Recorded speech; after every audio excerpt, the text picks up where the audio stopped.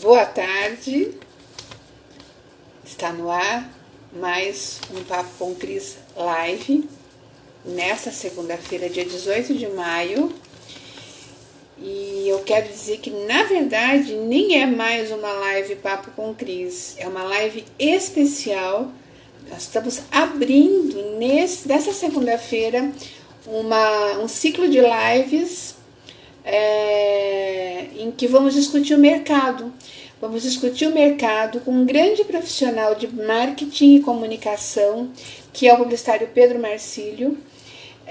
Eu o convidei para a gente fazer, durante essa semana, até quinta-feira, uma reflexão sobre os rumos do mercado de uma forma geral. O que nós vamos fazer, né? O que está mudando e como nós podemos potencializar as ferramentas que temos nesse momento para fazer a economia voltar a girar, para os negócios voltarem a bombar, como cuidar da marca, como me relacionar com o cliente, como fazer comunicação, né? Isso é uma prerrogativa só de grandes empresas ou não, né? Então a gente vai fazer uma série de discussões ao longo dessa semana, nesse ciclo de lives que o Pedro Marcílio intitulou de Um Novo Normal. E é com muito prazer que eu recebo vocês nessa tarde. Já tenho aqui um monte de gente querida entrando. Kátia, Marques, a Estela, né? O Lucas. E eu preciso dizer para vocês uma coisa muito bacana.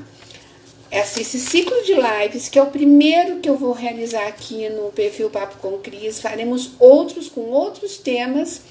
Este ciclo de lives tem patrocinadores. Olha que bacana, gente que olhou para o nosso trabalho e aposta no nosso conteúdo, aposta na nossa credibilidade, né? Nesse trabalho que tem 30 anos que eu faço no jornalismo em Piracicaba, no estado de São Paulo.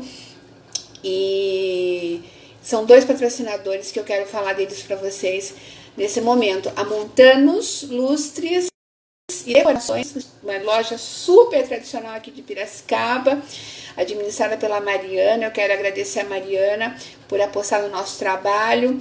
A Montanos Lustres é a sua loja de iluminação em Piracicaba. Lá você encontra coisas incrivelmente lindas, da melhor qualidade, das melhores marcas. Eu vou lá tomar um cafezinho com a Mariana essa semana, que fica lá na Governador, 1634. Então, Montanos Lustres é uma das nossas patrocinadoras. E a outra é a Lutopax, Unidade Piracicaba. Lutopax é uma empresa de um grupo mineiro que tem 30 anos de mercado, está chegando em Piracicaba, se instala na cidade agora em junho. É um grupo com uma tradição enorme no sul de Minas. Eles trabalham com planos de assistência familiar e empresarial. E a gente vai falar muito, vocês vão ouvir muito falar da Lutopax aqui em Piracicaba, tá? Então eu quero agradecer esses dois patrocinadores fantásticos que nos apoiam nesse trabalho, nesse ciclo de lives em que eu vou trazer o Pedro Marcílio. O Pedro já está aqui, ele já está sinalizando que está aqui. Já vou chamar o Pedro e vamos conversar hoje sobre um assunto que particularmente branding, marca, né? É apaixonante e a gente vai falar muito sobre isso. Oi, Pedro. Oi, Cris. Bem-vindo. Opa, tudo bom? Tudo bem? Tudo em paz. Hoje entrou tranquilamente. Hoje entrei tranquilamente, hoje eu não apanhei da tecnologia. Até uma live você fez hoje que eu vi anunciando que você ia estar aqui no perfil falando. Eu fiquei muito orgulhosa de você, adorei. Poxa vida, que bom. Bacana. Você está gostando, nesse negócio vicia, né? Ele vai pegando a gente, vai deixando a gente, né? Eu diria, já entrando até no nosso assunto, não é que vicia, isso daqui já vai fazer parte, as lives já vão fazer parte do novo normal, você pode escrever, viu? Mas realmente, falar sobre isso. Realmente vicia, viu? Você me escuta bem? O pessoal escuta bem? Super bem. Pessoal, dá um retorno para a gente aí. Dá um ok. Para quem está ouvindo bem o Pedro e ouvindo a mim, dá um ok para a gente continuar falando. Eu estava apresentando você, você tem um currículo maravilhoso, um profissional de grande experiência, né? A gente fez uma live aqui, fez tanto sucesso, Pedro, que as pessoas pediram que você voltasse, olha só, né? Opa, Que que bom, bacana. que bom, Eu que queria que você bom. falasse só um pouquinho sobre a sua experiência profissional, Pedro, para quem está nos assistindo. Você falasse um pouco sobre os lugares que você trabalhou, né, as áreas em que você atuou. Claro, lógico. Falo sim, Cris. Bom, eu tenho um orgulho muito grande da minha carreira, que comecei praticamente há 42 anos atrás, tá? Sendo que tem uma novidade aí que eu acho que eu não contei para você, mas vou contar para os amigos aqui. Oba, Antes de eu ser publicitário, eu fiz a engenharia. Eu fiz a engenharia química, eu fiz a FEI. É. E maravilha. aí, depois de 4 anos, quase 5 anos, eu resolvi ser feliz, aí virei publicitário. Aí eu fiz a SPM, né, e segui em frente. Né? Então, é muito interessante porque o raciocínio lógico da engenharia me ajudou muito no marketing e na comunicação, sabe? Me ajudou bastante mesmo. Mas eu construí uma carreira basicamente dentro das grandes multinacionais, das agências multinacionais, e fiz todo um trajeto até chegar a ser presidente de uma agência no Brasil, a Bosel, que foi, eu praticamente montei a agência para um grupo americano, principalmente com a entrada da Chrysler no Brasil, isso em 1985, para ser mais preciso, aproximadamente, fiquei até 1989, quando o grupo foi comprado por um outro grupo, e assim, foi uma fase de muitas fusões e aquisições, né? Então, trabalhei na Young Rubicon, que foi basicamente a minha grande base de comunicação, mas passei pela Léo Burnet, passei pela Almap, passei pela Lintas, que hoje é a Lowe, passei pela Publicis, Grupo Publicis, que hoje é o segundo maior grupo de comunicação do mundo, onde eu fui vice-presidente de atendimento. Que mais? Tive a minha própria experiência com a minha própria agência durante 10 anos e ao longo desse tempo eu tive algumas oportunidades assim, bastante interessantes em trabalhar com grandes marcas, né? Nestlé, Unilever, Procter Gamble, que mais? Chrysler, Renault, Volkswagen, Philco Hitachi, Unibanco. Pô, você já mencionou os maiores, as maiores budgets, os maiores anunciantes, né, que a gente teve aí nos últimos 30, 40 anos. É Né? verdade. Okay. Nestlé, entre outras aí. E o mais interessante disso é o seguinte, não é o fato de você, ou de eu ter atuado nessas agências com esses clientes, inclusive teve só para complementar, uma parte internacional, onde que eu morei em Nova York durante um período por conta de um projeto, e fui coordenador regional para a própria Chrysler, isso na América do Sul, América Latina foi a HP, e Lycra também na América do Sul. Então, alguma coisa por aí. E o que eu ia dizer é o seguinte, independente do fato de eu ter trabalhado com esses grandes clientes, uma das coisas que me deu uma satisfação muito grande foi mais recentemente quando eu mudei para o interior, há 7 anos atrás, e eu pude colocar todo esse conhecimento em pequenas empresas, comparadas com essas gigantes. E a coisa funciona da mesma maneira. Então, os princípios são os mesmos, as bases são as mesmas, os pilares são os mesmos. Então, esse conhecimento adquirido agora no interior, e particularmente aqui em Piracicaba, eu venho dividindo com todas as empresas ou clientes do quais eu me aproximo e tenho a oportunidade de apresentar ou trazer esse meu conhecimento e trazer para eles a minha experiência, tudo, e dizendo que sim, tudo é possível. Em marketing, em comunicação, não importa o tamanho da empresa, mas sim a maneira como ela se organiza e como ela está predisposta a se expor no mercado, a se organizar e, com isso, praticar o bom marketing ou a boa comunicação. Sabe o que é mais bacana, Pedro? Chegar nesse patamar da vida que eu e você estamos, ter acumulado experiência e ter tido fôlego suficiente para acompanhar. Nós testemunhamos as mudanças mais impactantes, né, no ambiente, né, saímos do analógico para o digital em 30 anos e fomos obrigados a acompanhar isso até por uma questão de sobrevivência, e é conseguir unir a experiência e essa capacidade de acompanhar as mudanças e colocar isso à disposição do mercado. Isso é muito bacana, né? Isso é muito legal. Fico muito feliz. E vamos fazer isso que nós vamos fazer hoje, nessa live, e ao longo dessa semana, que você intitulou aí de um novo normal, nós vamos fazer isso. Você, principalmente, que tem mais estrada que eu, vamos dividir experiências, né, com a nossa audiência.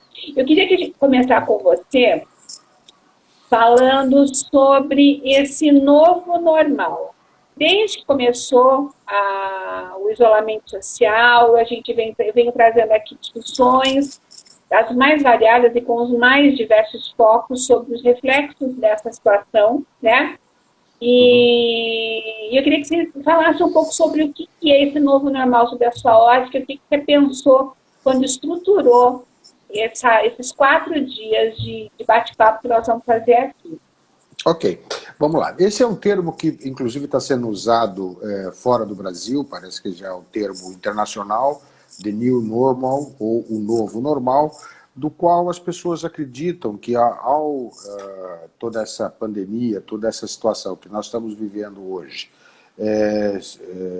terminar e a gente começar a viver uma nova rotina, ou vamos dizer assim, nós vamos retomar a nossa rotina, o que todos os estudos indicam, tudo aponta que nós teremos uma vida diferente, o nosso normal será diferente, a nossa rotina será diferente, pelas transformações que esse período todo apresentou e vem apresentando ainda, porque ainda estamos sob essa ameaça, vamos dizer.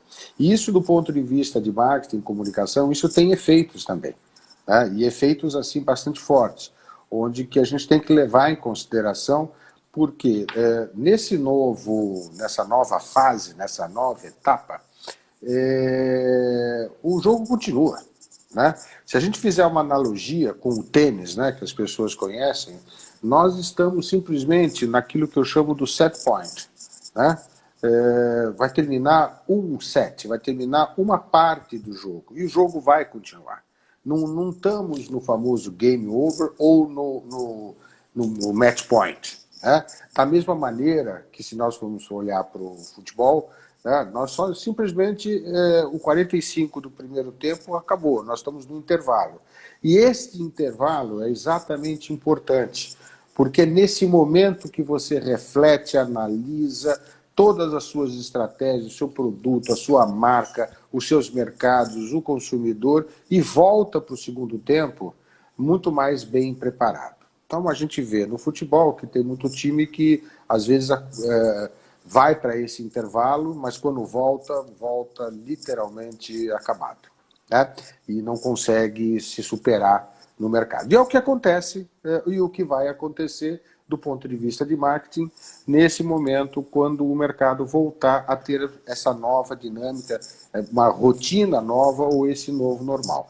As empresas têm que estar preparadas exatamente para poder enfrentar essa nova situação, porque ela terá um panorama completamente diferente, Cris, completamente diferente. A começar por nós mesmos, que eu vou te tratar de consumidor e eu também sou um consumidor independente de qualquer coisa. Então, nós consumidores, nós vamos mudar. Nós provavelmente vamos estar muito mais atentos, muito mais seletivos, exatamente por esse período onde que nós nos sentimos carentes, nos sentimos impotentes, nos sentimos, como é que eu posso dizer? Fragilizados. Então, tudo isso vai mudar no comportamento do consumidor. E o comportamento do consumidor tem um papel fundamental, principalmente junto às marcas, né? Hoje a gente vai estar falando, vamos estar encerrando o nosso assunto, ou pelo menos encapsulando o nosso assunto em termos dessa palavra, branding, que depois a gente explica melhor, né? Mas as marcas vão ter que se preparar para isso de uma maneira ou de outra, né?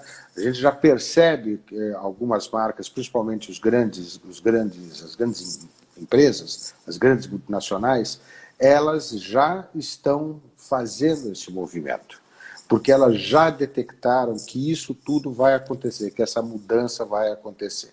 Então, se as grandes estão fazendo, por que as pequenas não estão fazendo? Há pouco tempo atrás que eu estou dizendo, a questão de 3 semanas atrás ou um mês atrás, eu percebi uma forte campanha em tudo quanto é mídia, incentivando que se compre dos pequenos mercados. Acho que você deve ter acompanhado isso daqui. Só que num sentido, na minha opinião, no primeiro momento acho que foi legal, orientando as pessoas para darem chances aos pequenos mercados, porque os grandes, sem dúvida nenhuma, têm muito mais condições de reagir a essa situação toda. Só que os pequenos mercados não fizeram nada. Eu não consegui ver nenhuma grande comunicação, nenhuma ação de marketing do pequeno varejo, do pequeno comércio, em relação a isso. Quer dizer, eu acho que muito pouco. Acho que ainda estão reagindo, talvez até um pouco atordoados pelo tamanho da pancada, porque a pancada é bastante grande. Talvez não saibam como buscar um ressignificado ou rever os seus negócios, talvez até por essa prática mesmo, ou por falta de prática mesmo, que ainda eles não reagiram de uma tal maneira. E nesse momento eu já faço de cara um convite. Sim, vão para o mercado, anunciem, comuniquem, organizem os seus negócios ou reorganizem os seus negócios. Logo, logo nós deveremos ter a abertura do mercado de modo geral, né? Então, o comércio vai se abrir, provavelmente os shoppings talvez com alguma limitação, mas também vão se abrir, ainda vai ser provocado, ou pelo menos vai ser controlado essa história da aglomeração. Então, nós teremos todo um processo diferente. E esse processo diferente precisa primeiro ser considerado, enfim, nós já estamos adiantando que isto vai acontecer, e o que os comerciantes, as empresas do modo geral, já deveriam estar fazendo, se já não estão, é se preparando para isso. Muitos estão, quando você fala de alguém que está fazendo alguma coisa, a gente percebe que ainda o que está sendo feito é muito mais por sobrevivência do que outra coisa. Se nós pegarmos os restaurantes, eles ainda estão apostando no delivery.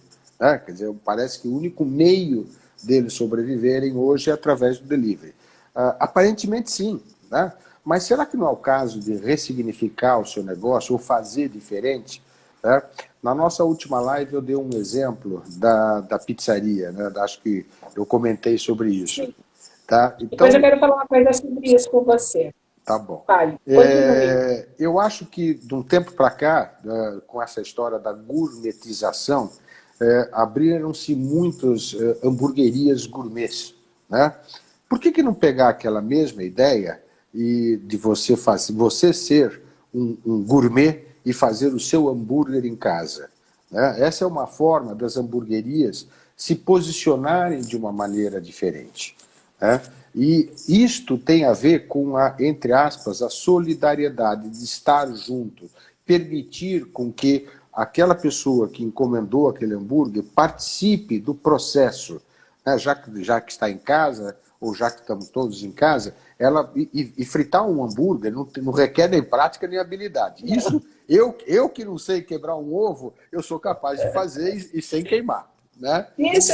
Então, deixa eu te falar uma coisa. A gente, para quem está assistindo, a gente ia combinar de eu fazer um sinal porque eu interrompo ele.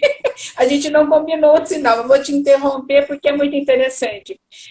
Eu vi ontem um stories e pensei na hora em você, porque você tinha falado isso na outra live, de uma hamburgueria que está mandando a caixa com os hambúrgueres, os vegetais, o pão, a pessoa montar em casa. Eu acho que, gente, olha a ideia do Pedro aqui, né? Exatamente. Exatamente. Aí você tem duas vantagens. Acho que primeiro você tem a experiência. Muito se falava antes, né, de você, todo e qualquer processo de consumo tinha que haver uma experiência, a experiência era uma coisa fundamental. Tudo.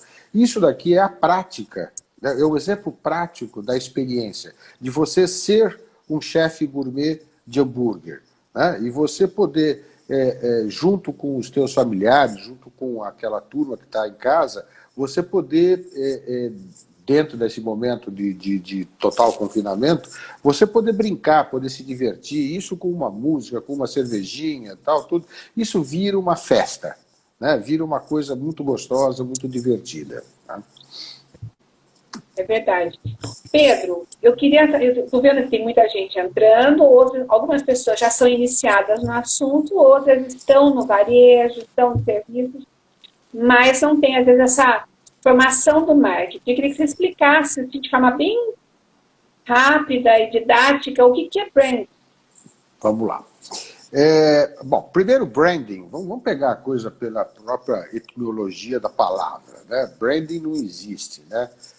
Brand é em inglês, significa a tradução de marca, né? E branding, essa palavra no gerúndio, né? Não tem uma tradução. Mas a grande tradução disso, se a gente pode colocar assim, é uma gestão de marca. Fazer branding é você fazer uma gestão de marca.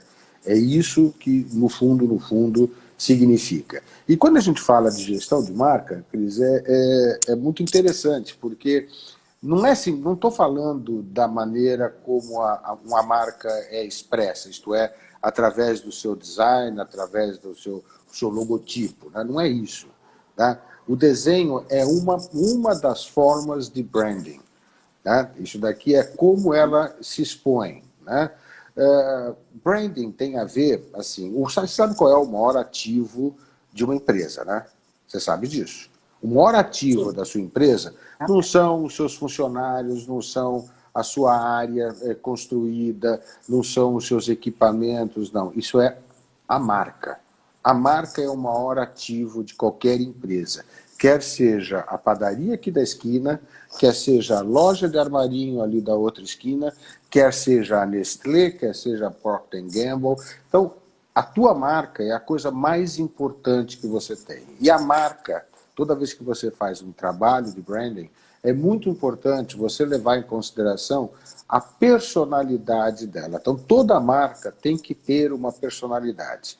É muito comum numa pequena empresa, ou uma empresa de dono, vamos falar assim, que se confunda um pouco da personalidade do dono com a personalidade da marca. Isso é totalmente válido.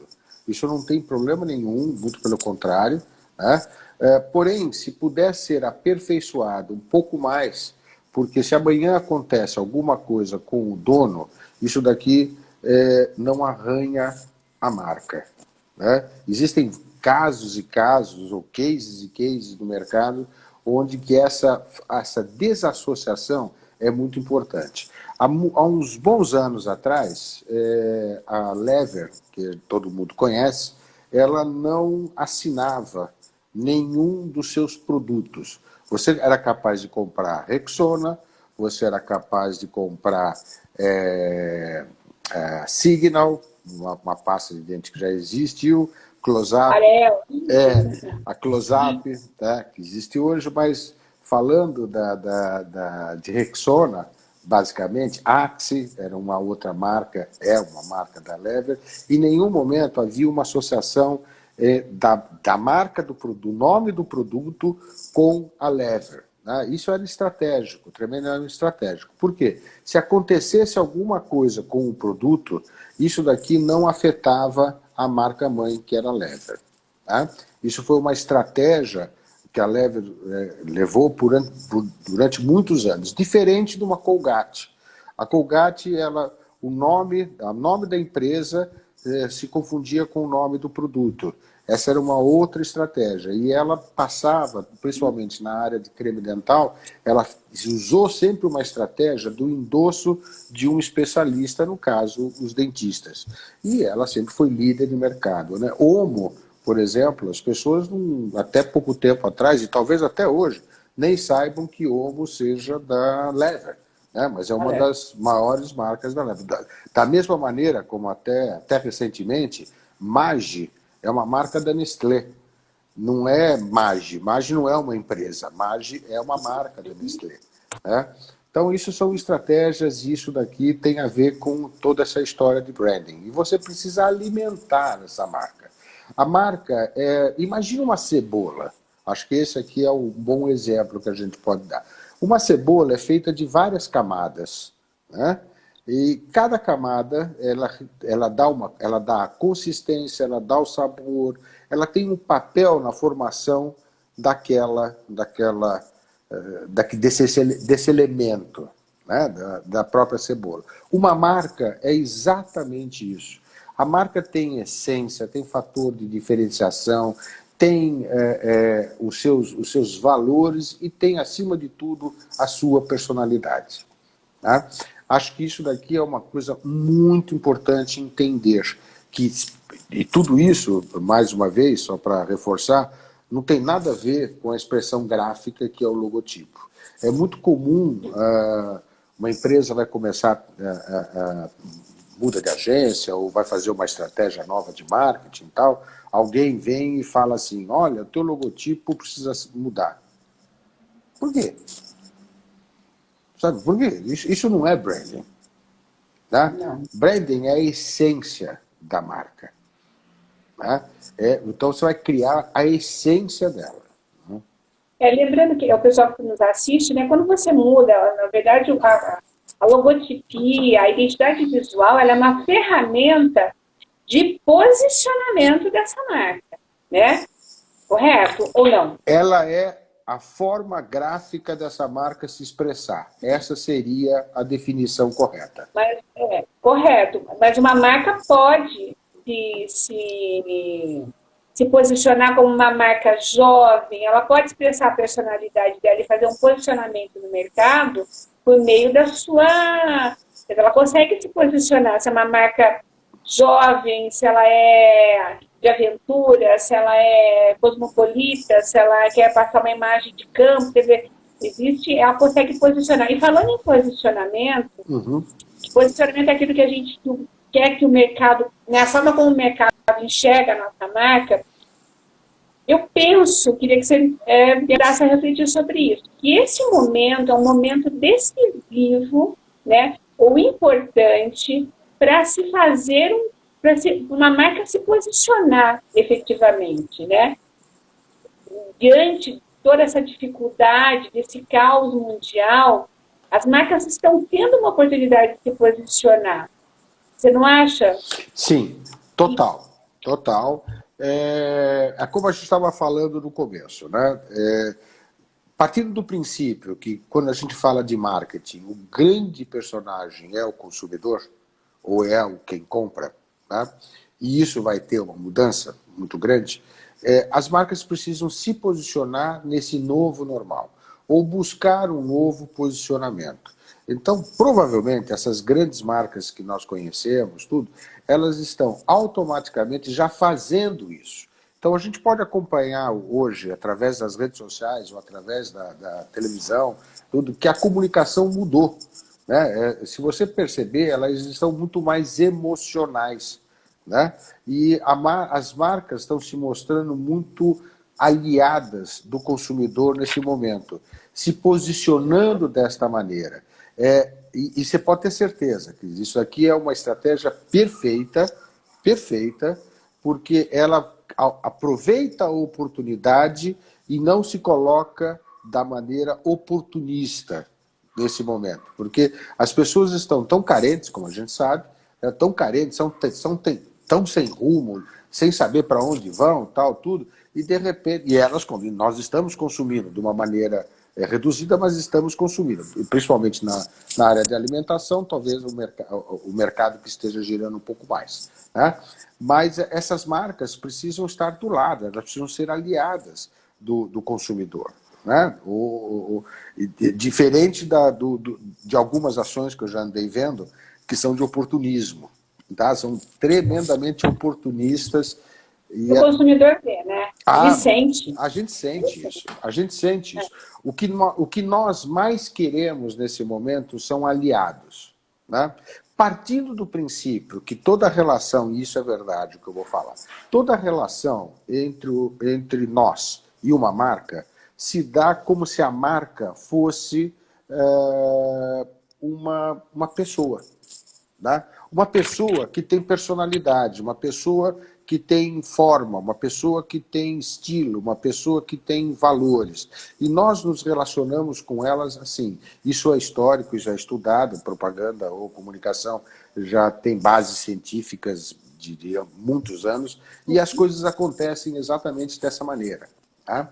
Então você tem essa identificação com essa marca. E essa marca, como você um pouco falou assim rapidamente, se ela me for simpática, com certeza eu vou continuar com ela. Se ela me for antipática, eu provavelmente, só em último caso, eu sou capaz de adquiri-la, né? Eu vou pesquisar antes por outras marcas, antes de eu ter que chegar até essa marca aqui. Existem marcas famosas, que eu não vou citar o nome agora, mas multinacionais muito grandes, que passaram por esse tipo de coisa, porque sempre tiveram no seu marketing, no seu posicionamento, sempre tiveram uma atitude arrogante. Olha que interessante, né? E o consumidor percebeu isso. Quando entraram os concorrentes, bem do nível dessa marca aqui, essa marca famosa que nós tínhamos até então, até o meados da década de 90, essa marca perdeu participação de mercado violentamente. Violentamente. Tá? É uma grande multinacional no setor de higiene pessoal, né? E foi uma coisa assim extremamente um case famoso. Então, é assim, você tem que ser simpático ao consumidor, a marca tem que ter esta identidade e você tem que construir dessa maneira.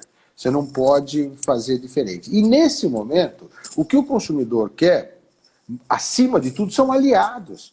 São alguém que pegue ele no colo, alguém que abrace ele, né?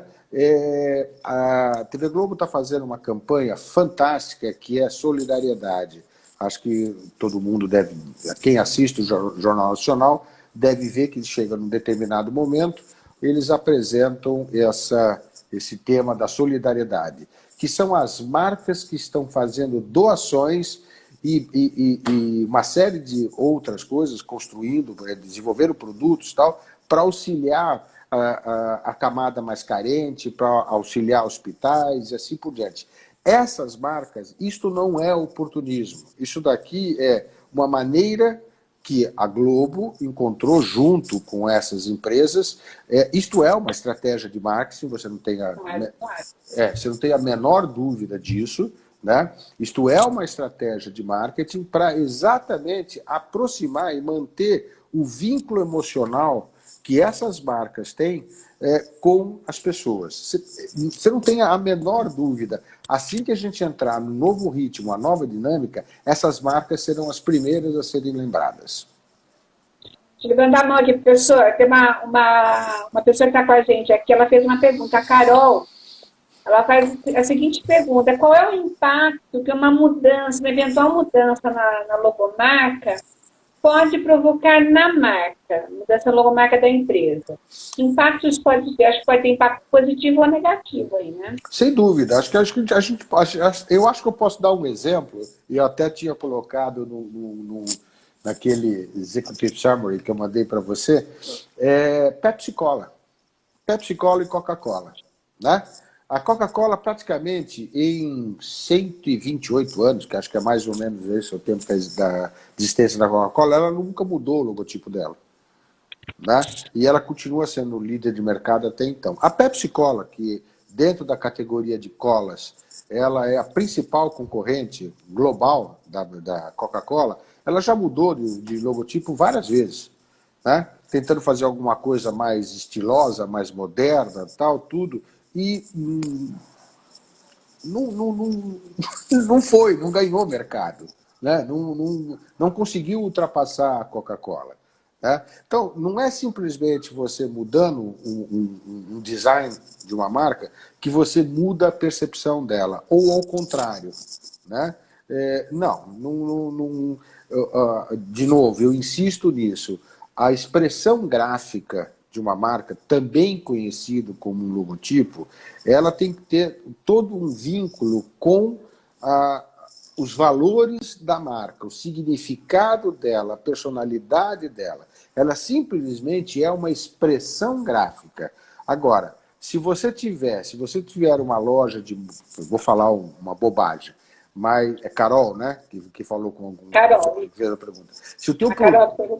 Se você tem uma empresa, por exemplo, que vende, que tem um antiquário, que se posiciona mais ou menos como esse, não adianta você fazer um logotipo extremamente high-tech, porque não tem nada a ver.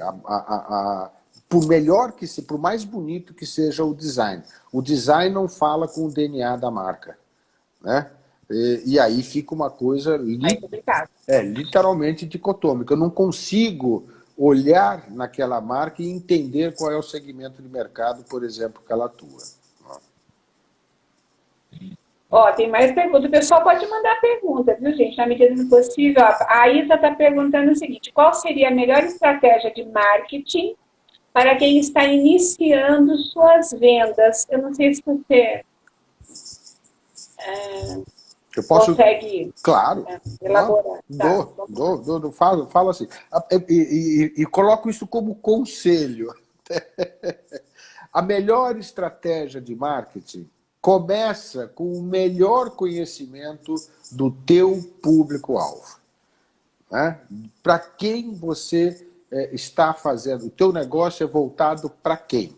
Né? E aí se aprofunde no conhecimento dessa pessoa, porque esta pessoa, ou o comportamento de consumo dela, que vai te dar praticamente toda a base das suas estratégias de marketing. Tá? Evidentemente que dentro do marketing não é só isso que você tem que olhar. Né? Você tem que olhar os seus concorrentes, o teu mercado, a tua distribuição, os conceitos básicos de qualquer estratégia de marketing. Né? E outra coisa, só fazer um parênteses, aproveitando, Cris, marketing não é propaganda. Marketing não é fazer postzinho nas redes sociais. Né? Posts nas redes sociais, isto é propaganda, isto não é marketing. Né? Marketing... E é uma perninha do marketing, né? Um aspecto do marketing. Exatamente. A comunicação é um subcomposto do marketing. Né? Então, isso daqui é fundamental, obviamente. Você vai olhar, você vai analisar seus concorrentes, tudo, qualquer que seja o segmento que a nossa acompanhante aí tenha o seu negócio. Né? Não importa, mas essa análise é fundamental. Né? Analisar o mercado como um todo, tanto do ponto de vista de concorrentes internos ou forças externas que podem alterar a conjuntura, o contexto, sim, faz parte. Tá? Mas eu, particularmente, eu tento, o meu primeiro passo é para quem é. Né? Quem é que vai comprar isso daqui? Claro, eu vou entender o que é o produto, quais são os benefícios dele, os diferenciais dele, mas quando eu falo de diferenciais, eu já fiz uma análise da concorrência.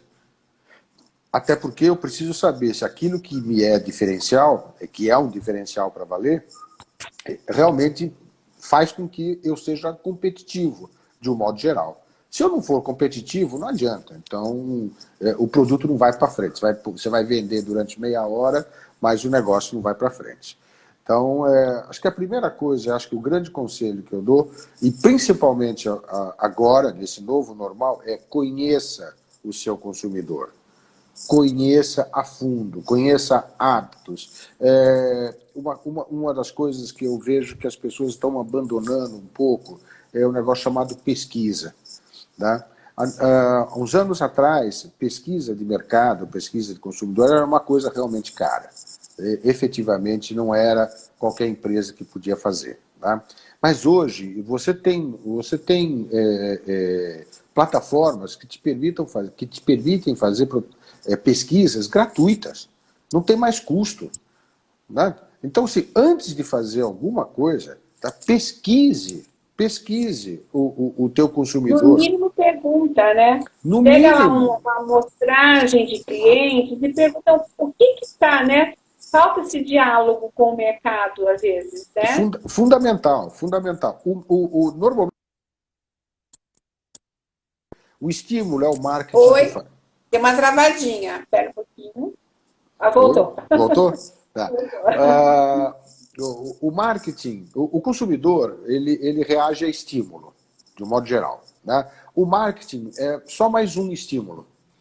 Né? É só mais um estímulo. Então, se essa relação ela é verdadeira, e ela é verdadeira, que o consumidor reage a um estímulo, então a primeira coisa eu preciso saber o que o consumidor, quem é o consumidor, quais são as expectativas, necessidades, desejos que esse cara tem.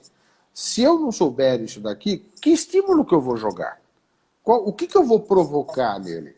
O que eu vou fazer com que ele opte pela minha marca e não pela marca do vizinho, que é meu concorrente? É? Deixa eu...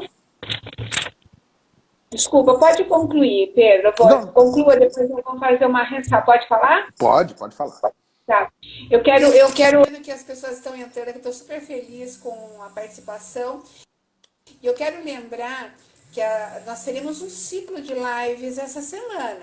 Então, o Pedro não vai responder a todas as perguntas hoje, né? Nós vamos abordar aqui varejo, nós vamos abordar comunicação, nós vamos abordar relacionamento com o cliente, cada dia, né? Um tema.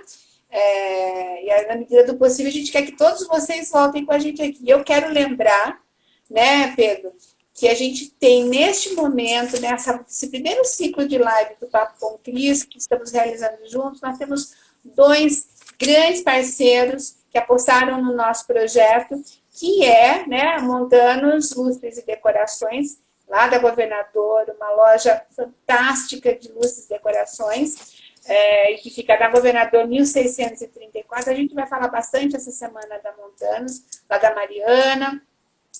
E também o apoio de uma nova empresa que está se instalando em Piracicaba agora em junho, que vem do sul de Minas, de 30 anos de tradição, que é a Lutopax, o Grupo Lutopax, a unidade de Piracicaba, que trabalha com planos de assistência familiar e empresarial. Enfim, eles vão ter um serviço funerário, vão ter uma série de coisas bacanas aqui na cidade, que dão todo o suporte e segurança, né, para os seus conveniados. Então, a Lutopax também é uma parceira importante para a realização do nosso trabalho. A gente está recebendo um beijo aqui de Poços de Caldas, Pedro, lá para você. Então, é importante falar isso e que as pessoas nos acompanhem ao longo dessa semana. Depois eu passo a programação novamente. Pedro, eu tive aqui uma pergunta justamente da Márcia. A Márcia, ela é da Constance, lá do Shopping Piracicaba. Ela é proprietária da loja Constance Calçados, que é uma outra parceira minha fabulosa. Uma pessoa extremamente querida, uma empresária competente. E ela pergunta, ela pede dicas, né, para o varejo no pós-pandemia. Por isso que eu peço para a Márcia voltar aqui essa semana para falar com a gente. Mas se você puder dar um retorno da Márcia agora que está nos vendo, de repente, que dicas você poderia dar para um varejo como os de shopping, por exemplo, nesse pós-pandemia? Tá. Provavelmente os shoppings vão voltar com uma regra diferente, né? Porque tem um fato que a gente tem que levar em consideração e não esquecer, que essa situação, essa ameaça que a gente vive, ela só vai deixar de existir quando houver a vacina. Enquanto não houver a vacina, e independente do fato de todas essas colocações que se fazem, número de pessoas infectadas ou não, tem anticorpos ou não, tudo, enquanto isso não acontecer, o varejo, de um modo geral, ele vai ser controlado de maneiras diferentes, né? Então, por exemplo, eu já vi na Tailândia e também já vi na China que no primeiro momento houve um volume de pessoas dentro das lojas, tá? Que foi controlado. Tal. Então, uma das primeiras coisas que aconteceu você não pode mais provar roupas dentro da loja, né? Então, é uma primeira regra. Então, provavelmente, no caso de calçados, talvez tenha alguma coisa nesse sentido, né? Então, de novo, criar um processo que gere uma experiência diferente pode ser alguma coisa assim muito interessante para uma loja de calçados, né? Alguma coisa que provoque a satisfação, que provoque, independente do conforto ou não, porque a loja de sapato, ela, na verdade, ela é uma revendedora, né? Então, ela compra os artigos, os sapatos, em fábricas que existem por aí, né? Tanto aqui perto quanto no sul, e ali você tem um sapato de melhor qualidade, conforto, essa coisa toda. Uma das coisas que está se questionando muito hoje em dia é o valor da moda, né? Até então, nós estávamos com um volume de troca de coleções absurdas, né? Eu tive a oportunidade de ver uma declaração do Armani, onde que ele fala o seguinte, que ele, dentro desse período todo, ele chegou à conclusão que não vale mais a pena lançar 4 coleções, às vezes 5 coleções por ano. Ele chegou a essa conclusão. Então, a estratégia dele, se nada mudar, e foi isso que ele falou, o que ele se posicionou, que talvez ele faça, no máximo, 2 coleções, mas o preço vai aumentar muito, para dar valor à marca. Essa vai ser a estratégia dele. Né? Então, O Armani mais caro. O Armani mais caro. E vai ter só 2 coleções. Não vou mais poder comprar Armani, Pedro. Do mesmo jeito que eu também vi ontem, anteontem, a declaração do presidente da IATA, né, que controla todas as companhias aéreas, tudo, onde ele já alertou que provavelmente para as companhias aéreas sobreviverem, elas vão ter que dobrar o preço, né, de uma passagem. Isto vai limitar muito as viagens, quer dizer, aquela loucura que nós tínhamos até o nosso ministro da Economia falou que tem muita faxineira viajando, né, para Disney, né, que era verdade, era possível fazer isso, né, não tem problema nenhum, qualquer um pode ir, tendo recursos, podia ir. Bom, enfim, tudo isso daqui, no caso dela em particular, ela precisa procurar uma maneira de provocar uma experiência diferente. Então, talvez, ao invés da pessoa ir na loja dela, ela talvez tenha um sistema onde que ela leve os sapatos, as sandálias, o que quer que seja, na casa da pessoa, porque a pessoa também não vai se mobilizar tanto. Né? Então, essa seria uma maneira. Outra, ao conhecer... Uma outra coisa que pode ser feita também é, como eu disse, ao conhecer o consumidor, entender por que eu estou comprando um sapato novo. Você já pega pela experiência passada. Você já entrou numa loja de sapato para comprar um sapato, claro. Vamos. Tudo bem. Alguma vez algum vendedor perguntou em que circunstância você vai usar aquele sapato? Das boas lojas, sim. Você vai para o casamento, você vai... Para que é um coquetel? Você vai viajar, você vai fazer caminhada, quer dizer, né? Mas não são todos, não. Torne isso uma prática. A primeira coisa, tornar isso uma prática, porque vai aproximar, isso vai exigir que este vendedor tenha seja capacitado um pouquinho melhor, né? Porque ao perguntar, porque na hora que você chega e pede por um sapato de salto alto, assim, essa pessoa tem que fazer o vendedor tem que fazer essa pergunta e entender qual é a atmosfera que você vai estar. Até para que possa te oferecer o par de sapato o mais ideal, mais indicado e não perder a venda. Né? Então, ao conhecer isso, isso daqui ganha a experiência de comprar o sapato naquela loja, deixa de ser simplesmente um ato de venda para sim você ser tratada por um especialista em sapato. Um especialista... Equipes de vendas têm que estar hoje mais preparadas do que nunca, né? Mais preparadas do que Investir no treinamento, investir numa boa contratação, né? Exatamente. Contratar profissionais realmente aptos para aquilo é importante. Né? Se você Seja o pegar... tamanho... Se você pegar esse pequeno varejo, e aí loja de sapato, o pequeno varejo, do modo geral, o vendedor, ele simplesmente é aquele cara que acompanha o cliente que entrou, dá a roupa para ele provar e depois leva no caixa. Teoricamente, ele não tem papel nenhum. Não tem papel nenhum, né? Não é à toa que as Renners da vida, as C&As da vida, tudo, não tem aquela equipe de vendedores tão grande, porque é o processo daquilo que eu chamo do pick and pay, né? Que hoje eu até nem posso mais usar essa expressão, porque agora virou um aplicativo de pagamento. Mas tudo bem. Você entra numa C&A, você já vai lá na tua seção, naquilo que você quer, você pega a roupa, já vê o preço, você vai... Até então você podia provar, provou, você pega isso daqui e vai no caixa. Então é uma coisa assim altamente self-service, né? Você faz, você mesmo compra, você mesmo... Você não precisa do auxílio de ninguém, né?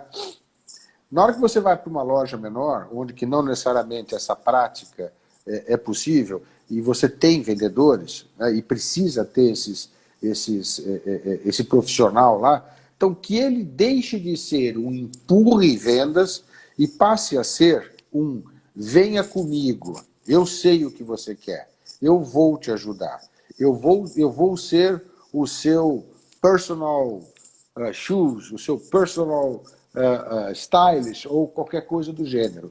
É muito gostoso você tratar com um especialista, um cara que te entende, né? E aí, como você está numa loja especializada de sapato, o ideal seria você ser atendido por um especialista nesse tipo de acessório, né? Então, acho que esse é um caminho. O material, que conheça... E outra coisa, a gente tem que conhecer profundamente um produto, né? Você vai atender a um cliente, tem que conhecer profundamente a sua equipe, conhecer profundamente a quem ela está oferecendo, seja lá o que for, né? A Carol está dizendo aqui que ela vê a experiência realmente como um caminho a ser seguido, independente de pandemia ou não, e que é preciso justamente provocar os sentidos. E isso envolve tanta coisa, né? Eu estou vendo o Celso Laetano aqui, grande arquiteto, querido amigo passando por aqui. O Celso é um expert em projetar espaços e que você passe por experiências, e não é de hoje. O Celso entende essa linguagem há muito tempo, né? Então, às vezes, até um projeto arquitetônico, um projeto de design de interior, tudo isso precisa ser colocado, né, integrando a marca. Lembrando as pessoas que nós estamos falando de marca. Marca, isso. E a marca, justamente, ela engloba tudo isso, ela tem essa amplitude, né? Exatamente. Eu tinha pensado, colocado aqui uma pergunta a fazer, mas acho que você está respondendo nisso de forma gradativa, né? De que forma, então, as marcas podem e devem se relacionar com seus clientes nesse momento, né? E eu acho que essa cumplicidade, você perceber que uma marca definitivamente ela quer entender o que você está precisando, o momento que você está passando, né? E é tão espontâneo quando isso é verdadeiro. Acho que a primeira coisa é seja verdadeiro, né, com o seu acima de consumidor, tudo. né? Acima Transparente, de tudo. Né? Acima de tudo. Isso tem que ser... Isso é a base de qualquer valor de marca. Tá? Não vou nem falar de comunicação, né? Ou a marca tem isto no seu DNA e se não tinha, incorpore a partir de agora, ou então fica uma coisa forçada, né? E se ficou forçada, de novo, é aquela diferença do oportunismo e a oportunidade. Né? Exatamente. Tem uma série de pesquisas, você me mandou, inclusive, alguns apontamentos nessa área, eu tenho lido também algumas coisas, que há uma procura frenética nesse momento para saber o que, né, como é que nós vamos fazer para atender esse mercado que está no stand-by, né? O que neste momento os consumidores estão esperando das marcas? Você falou, né, aí dessa coisa de ser um aliado e tal. Tem mais alguma outra expectativa nesse meio aí? E nesse momento, quem está nos assistindo pode falar, puxa, eu preciso mostrar isso, né? Eu sinto, isso está no meu escopo, mas eu não estou conseguindo transmitir. Como é que pode ser feito? Olha, sem dúvida nenhuma, acho que também do ponto de vista de marketing, essa situação toda vai ser um marco, né? Porque aquilo que se fazia de uma maneira improvisada antes não vai mais servir, né? Não vai mais servir. Até porque os investimentos em marketing, eles também serão reduzidos. Ou, se não forem reduzidos, o retorno tem que haver de uma maneira muito efetiva mesmo, né? Ações institucionais, ela não tem tanto valor, tá? Nesse primeiro momento. Você tem que usar uma estratégia que eu costumo chamar de image plus action, né? Imagem mais ação. Então, isso tudo tem que estar na mesma estratégia, na mesma coisa. Até porque nós vamos viver também um outro fenômeno muito interessante, né? Que um grande colega meu de São Paulo fala isso. As categorias vão ter concorrentes diferentes. Até porque, com esse achatamento de poder de compra que nós vamos ter, né, de um modo geral, e aí pensando mais em classe média, só para dar um exemplo, o recurso que você tem para comprar uma camiseta, e você quer comprar uma camiseta, é capaz de você, na hora H, decidir comprar uma sandália ao invés da camiseta. Tá? E com os acessos que existem hoje, através, principalmente através dos smartphones, dos e-commerces, essa história toda, você compra com o dedinho hoje. Tá? Hoje você compra com o dedinho, né? É por aí. Então, o próprio processo de concorrência ele vai mudar. Você vai competir com outras categorias. Por quê? Porque o bolso ou a carteira do consumidor vai estar muito mais limitada. Então, aí, nesse momento, você precisa ser muito mais contundente, você precisa estar muito mais próximo do consumidor para que ele fale, não, puxa, realmente, eu preciso da camiseta da loja daqui do shopping de Piracicaba, que eu vou lá, eles me tratam super bem, então eu não vou trocar por uma sandália, eu vou comprar a camiseta nesse momento. Tá? Então, o processo de vendas por trás dele, vai ter que ter este tipo de envolvimento. E quanto mais esse envolvimento for profundo, no sentido de pegar o cliente no colo, né, maior será a chance dele fazer uma venda, ou aquela loja fazer a sua venda, e o mais importante não é fazer uma venda, é que esse cliente volte. Né? Porque você precisa trabalhar a relevância para você ter a recorrência. Quanto mais relevante for a tua experiência com aquela loja, com aquela marca, a probabilidade da recorrência é muito maior. Então, é trabalhar com esse binômio. E outra, existe a tecnologia por trás. Hoje nós temos a tecnologia está muito barata, ela está muito acessível. Né? Então, usem a tecnologia para isso, entendam como a tecnologia pode ajudar. E só para fechar, os amadores que me perdoem, mas chegou o momento deles, ou eles se profissionalizam, né? E aí eu não estou falando das empresas, eu estou falando dos marqueteiros, das empresas que supostamente vendem ou fazem marketing, né? Agora chegou a hora de você passar uma régua aqui. Aquele que é do ramo vai sobreviver e aqueles curiosos não vão sobreviver. Ou eles se aperfeiçoam, né? Ou até porque o dinheiro do anunciante vai valer muito e não tem mais chance de errar. Eu queria, olha, a Rosa, lá da Beluga, moda feminina, que é minha parceira também, a Beluga que me veste, tá dizendo que ela tá adorando a live, que a live tá ótima. A Márcia da Conceição está aqui, e outra que está acompanhando a gente aqui, também a Eliana da Penha Silveira, da Galvani Cipriani, cidadania italiana, lá de Mantova, na Itália, Opa! que também é minha parceira, também tá elogiando a live, fico muito feliz. O Gustavo Nicoletti também do Sicredi está passando por aqui, que bacana, que bacana. Tem gente muito... Olha, está acabando o nosso horário. Uhum. Eu quero agradecer a Montanos Luzes e Decorações, quero agradecer a Lutopax, que nos patrocina. Amanhã a gente volta para falar de varejo. Pedro,